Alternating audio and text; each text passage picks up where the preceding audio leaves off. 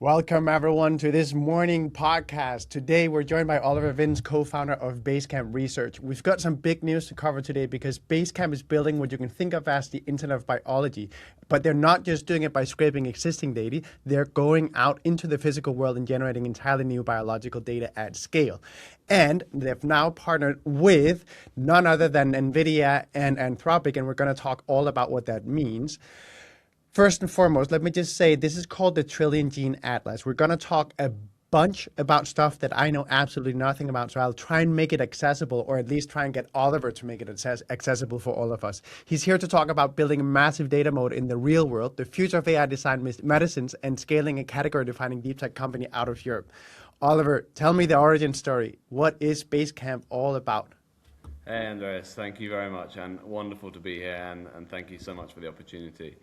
Basecamp Research is in sort of simple terms, trying to build the ChatGPT, but for biology, right? So in the way that ChatGPT was trained on the internet, we're doing the same thing, but for DNA.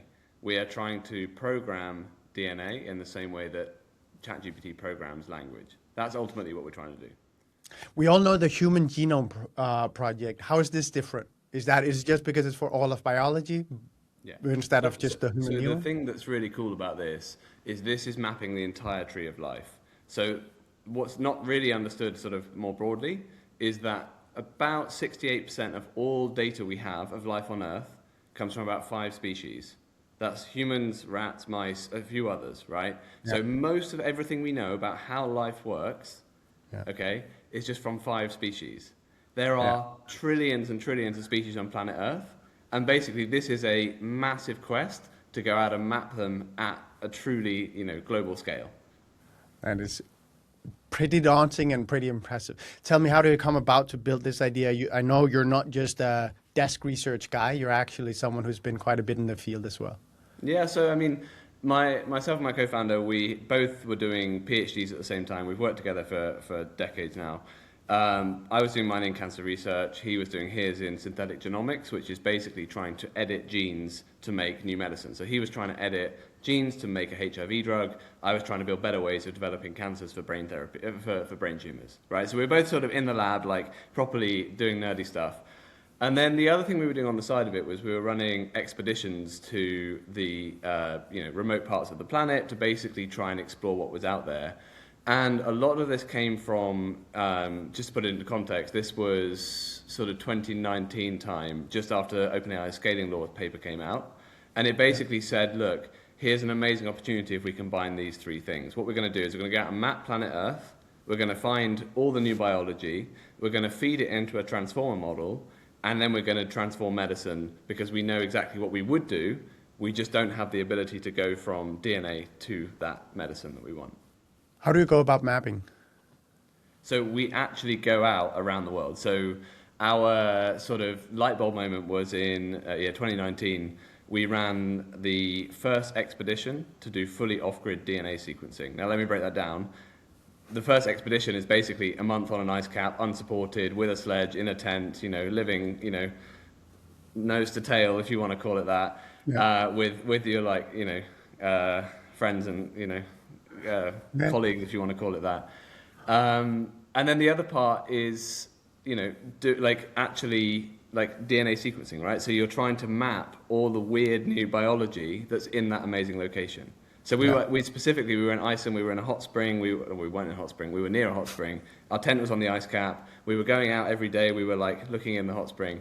And basically the thing that sort of blew our mind was we ran it through the computer when we were there, and I think 78% of the data we collected just then was completely unknown to science, right? So we had discovered, thousands of new species just there and then in that tent. And that basically was the light bulb moment of oh, wow, if it's not that easy, but it's that easy, let's go and do this at scale. Yeah. So tell me, you did that at the ice caps, and that I'm sure is super difficult, super expensive. Why do it there? Why not go out in my yard? If we only know all the data we have is on the basis of 5 species, more or less. Well, why are you not picking up my dog, who's a King Charles right here, and then and then start sequencing him? Why go through the ice caps? So we are now. So we're doing the whole planet now. So just to be clear, we will now work in 31 countries. right? Yeah. This is South America, Africa, Antarctica, like, you know, volcanic islands. We work all across the planet. We do all sorts of, like, you know, zoos and that sort of thing as well, right? So we do local stuff as well, but it's more about how do you map the entire of the Earth. So the reason we have the 5 species is because those are the easiest 5 species to map. And most of the data we have comes from Western Europe. It comes from local, close to research labs. Yeah. Our like whole premise was like, right, we're going to change that. We're going to hit that nail on the head, and we're going to go out and actually, you know, do the hard yards and build what we call the new Internet of Biology. And how do you do this? Like, make it clear to me, because it sounds like a completely daunting task. What is the type of organization that can do this? What's the partnerships that are enabled, and where does NVIDIA and Anthropic fit into all of this? Yeah, so we have spent the last 5 or 6 years building partnerships with biodiversity partners around the world. So this is, you know, research labs, academics, people who are already in that local environment, who are experts in that local environment. So take, you know, somewhere like Malawi or Cameroon. We partner with, you know, local people or local scientists who are on the ground in that area, who want to study their biodiversity anyway. And basically we give them resources and, you know, financial compensation and that sort of thing to allow them to study it in exchange for some of the data. And if we make money off that data, we give them a royalty back. So what you do is you build this flywheel of like reward, essentially, for studying their biodiversity, which is, I mean, it's super cool as like as a premise. And then on the other side of it, you've got the big guys like NVIDIA and Anthropic who want to move into biology, right? They see that as the next frontier for these models. And you're saying, right, well, we've got the largest data set. We've got a way to grow it that rewards those on the ground. I mean, just like one of the really cool things about Basecamp is our models are trained at sort of GPT-4 scale now, and they'll get bigger over time. But they are the only models that I'm aware of that have consent attached to every single training token, which I think is pretty cool. I was about to say, this sounds like Bitcoin for biology. Well, it's not. I mean, it's not a million miles away, because I think the thing people don't really like appreciate is just how much of life on Earth is completely unexplored, right? Yeah. We know a fraction of 1% of what's out there, and there is so much to be found. And what's super cool is if you can repurpose biology and you can learn from it, it has the like answers to humanity's greatest challenges, right? Then Cures for diseases, like, you know, plastic degradation, all those different challenges we have, all in biology. Can you give me some examples of truly groundbreaking developments that have been made on the back of it? Because one part is, of course, gathering the data and figuring all that stuff out. That's your core. What are the people like Anthropic and NVIDIA, or maybe because they're at the cusp of this, only just getting into biology? I imagine you already have pharma companies that are working on the basis of your data. Can you talk about the breakthroughs that has been possible because of this? Yeah, so our goal has always been to push the frontier of these models, right? So the bigger the model gets, the more it can do. And we've had 2 big breakthroughs on the technical side. One is, well, as I said before, like the ability to expand the data set, right? So in ChatGPT terms, that's like the bigger GPT, right? So the big, like GPT-3, GPT-4, that's that version. The second version is the chat bit, right? How do you actually talk to this thing? What can it do, right? And so we've tackled that as well. And in January, we put out a paper that talks about our Eden models. And they are the first models that we're aware of where you can type in disease biology and get out a medicine, right? And it's not perfect. It doesn't work well, it's pretty damn good, actually. But it's not something we can inject right now. But, you know, it's surprisingly good, right? In the first assays, it works near 100% of the time on basically any different test we try it. But importantly, you've built something that in principle, you can type in what's wrong and it gives you a medicine in response to that. And I think when people hear that, they think, okay, well, if I've got a cold or a cough, I'm going to, you know, have something I can write in. It's not really going to be that to start with. It's going to be for much more serious diseases, right? So if you have cancer, or you have a child with genetic disease, or you have someone with a serious infection, they're already going to be in hospital for a while anyway. And they're already going to have complex like therapeutic interventions. And this is about having models that can guide that and can learn from the biology of the disease and generate medicines in response. Yeah, it's absolutely incredible. We haven't spoken about this in this conversation at all, so let's just touch on that. What kind of investors are behind you? How much have you raised to date? Where do you see this going from a pure founder perspective, building a company here? What are we looking at? So we're now 60 people, just for context. We have 40 in the sort of AI data side, based in London, and we have 20 on the sort of therapeutics or biology translation side in Boston, in the US. We've raised way over 100 million. The last announcement we made on this was NVIDIA coming in. And what was quite cool about that is we worked with NVIDIA on the EDA models for over a year, right? Them embedded in our team. And on the Monday it was due to be announced. On the Friday before, they put a sizable investment into Basecamp. So it was like, okay, this is kind of cool in terms of the timing. But we have some great investors from the co-chair of Roche and people like that, like people from all over the different parts of tech and pharma, basically. Yeah, incredible. Okay, then tell me a bit about if I go to this plain English part.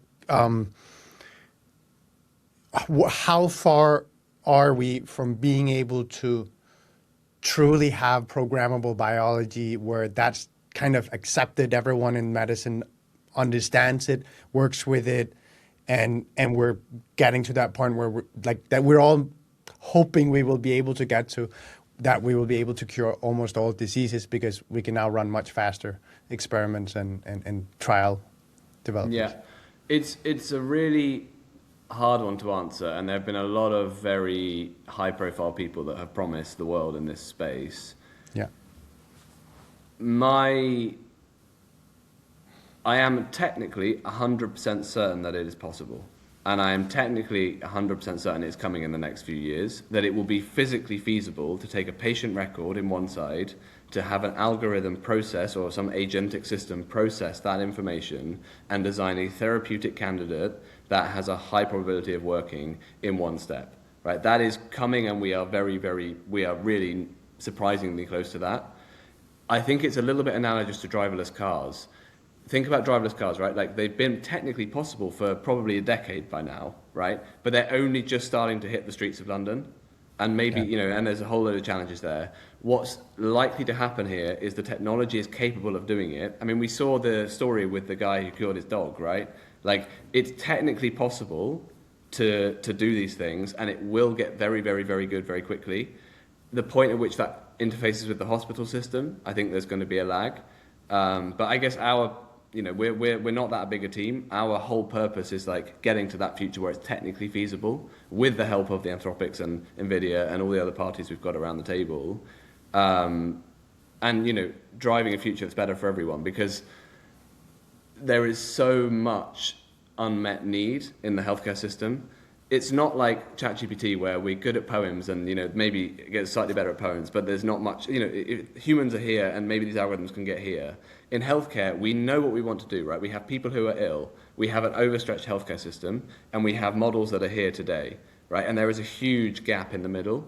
And basically, if Basecamp can make small incremental changes in that, and hopefully someday the whole thing. Then that will be, from a founder perspective, that's what you get up in the morning for.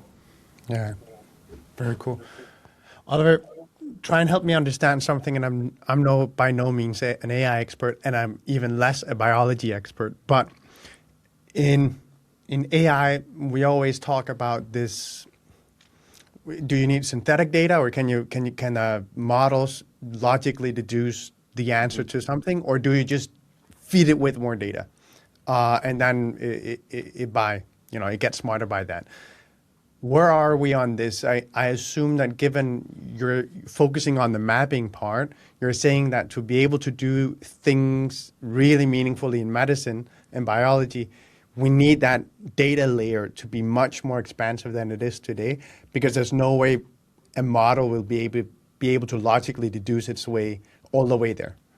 So synthetic data works really well in circumstances where you can simulate it, right? So you have basically one model that simulates it. So the driverless cars, right? You basically build a world model that looks like you're driving along, and it, like a computer game, right? So or a flying game, right? You drive it along and you have fun and you see all the weather and the people running out, and you can simulate that. And so then that synthetic data you can train against. In biology, we don't have an equivalent, because we know, well, maybe we do in those 5 species, but we do not in the rest of it.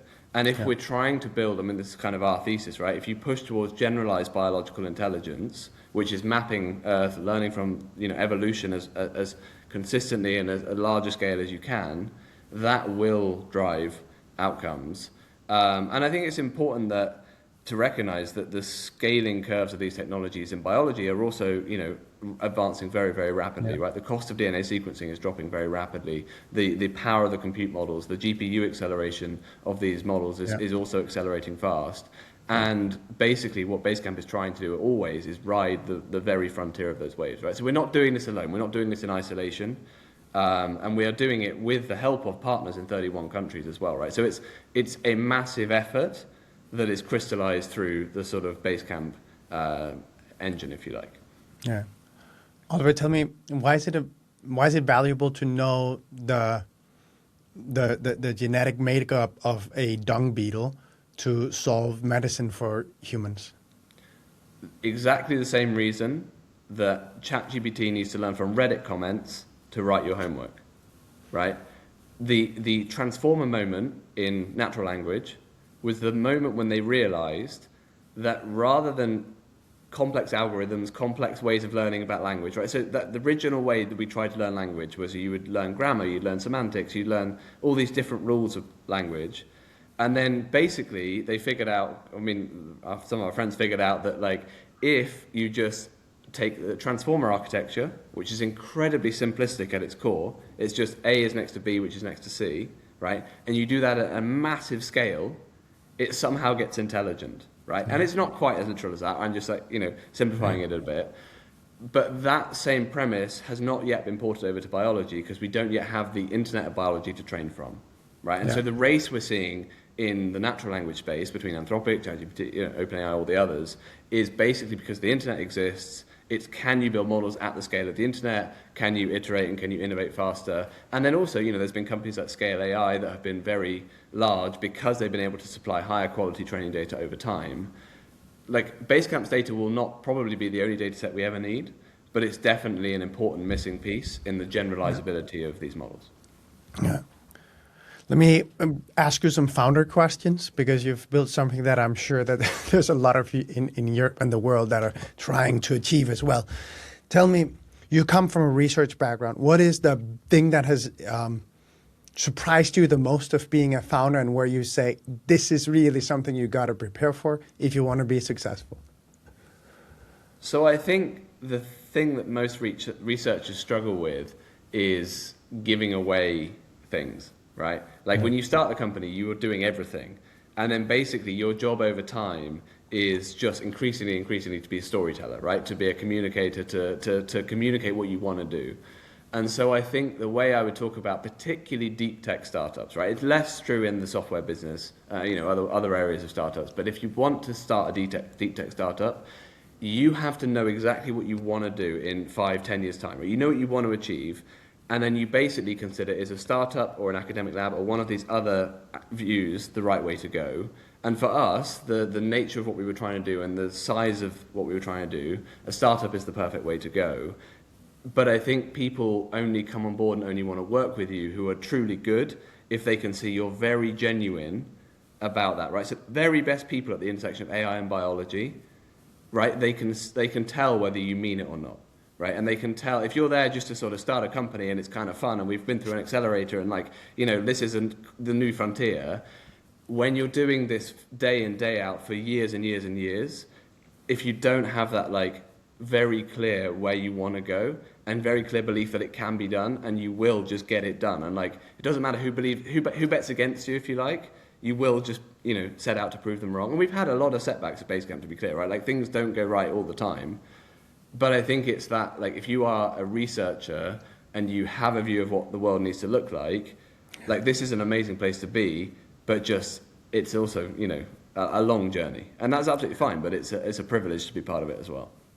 I imagine, Oliver, that you have experienced probably more than almost anyone what it's like to be building in the dungeons where no one cares about what you're doing in 2019, to then all of a sudden be the star of the moment and everyone is saying this is going to be the next big thing. And for you guys did well. So for that reason, everyone's eyes started to turn to you.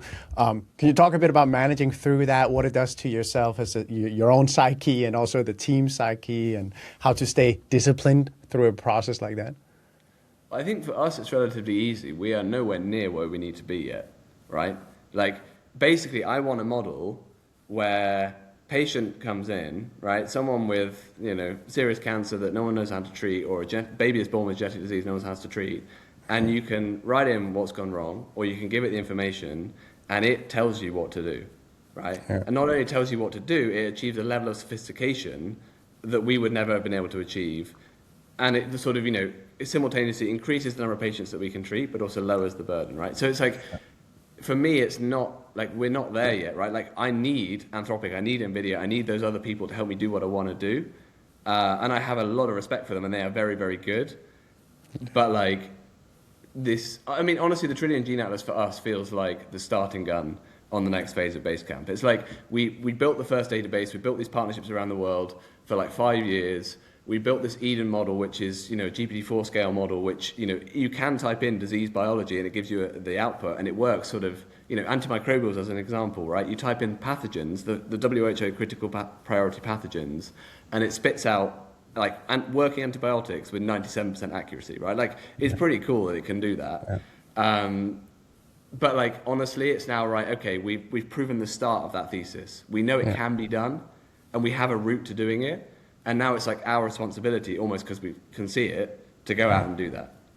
All right, it's incredible. I want to ask you just one question on Europe before we close. And that is, of course, you're building a truly category-defining company. I'm sure that everyone is trying to pull you and your company to a million different places. So tell me, what is it like building out of Europe? Why are you committed to staying in London?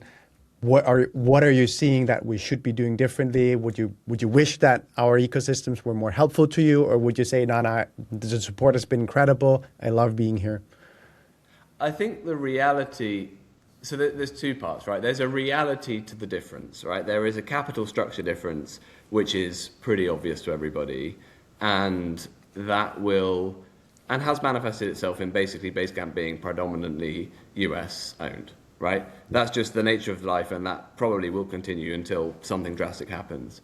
But the other thing, which is much easier to fix and much more, and genuinely much more helpful, is the vibes in a way, right? Like, basically, Basecamp is doing something that could have a profound impact on humanity, but there's also a reality that it may not work out as promised, or it may take longer than we expect, or it may, something may go wrong. And basically, you want to have an environment that goes, you know what, that was a good thing to try. Right? And there are 5 other things here that are also good things to try. Yeah. And we as a society should invest in those who are willing to put their life and their career into doing this, because it's not easy, right? And it takes a lot of effort.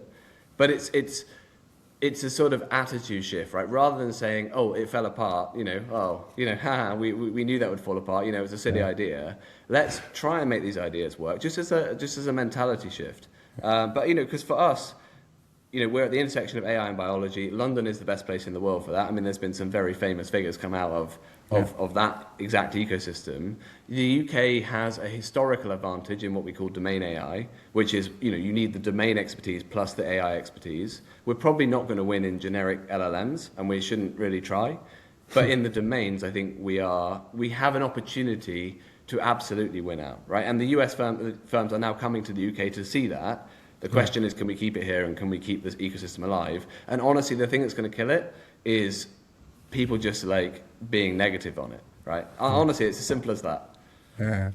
Have you found that the talent that you're looking for, that you need to build this, they get it and they make that jump, or are you seeing we still gotta spend quite some time convincing researchers at the frontier to join us? No, there are 2 things I hold paramount when hiring at Basecamp. One is they need to be absolutely pumped about what Basecamp is doing, right? So you can go on the website, you can see there's so much press and YouTube or whatever you can see now. Like, it's not really excusable that you come to Basecamp now not really understanding kind of what we do, right? It's like, not if you're generic, some ops or whatever, that's fine. But if you are a deep technical expert, I expect you to do the first level of reading the papers, right, or whatever it is.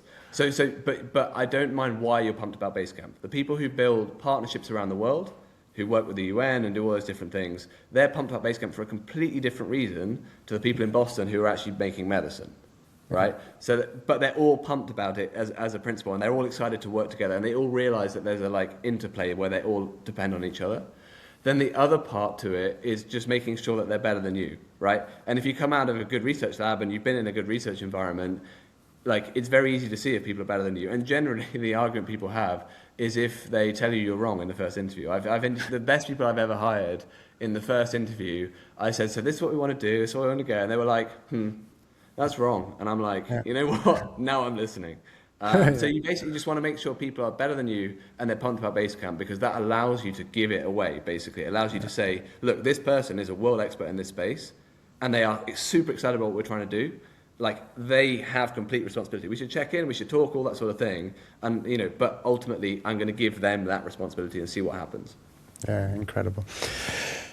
Oliver, incredibly important what you're doing, incredible what you've built so far. What's the shout out we should give to everyone who tuned in today?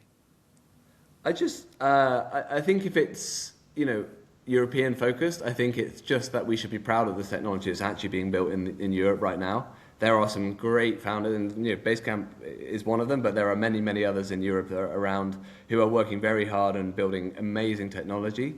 Yeah. And honestly, I think it just gives us a great cause to be optimistic. So, super excited and very grateful for your time this morning. Of course. Anyone who tuned in today, I would say that if you're excited about what happens when you train AI models on quadrillions of tokens in biology, Basecamp Research is the place to go. Head over to basecampresearch.com. And that is, of course, both whether you're an AI researcher or a biotech organization looking to collaborate on the Trillion Gene Atlas, or you simply just want to join the team that is building the ultimate biological foundation model, because there are a bunch of open roles for you to explore. Thank you, everyone. Thank you.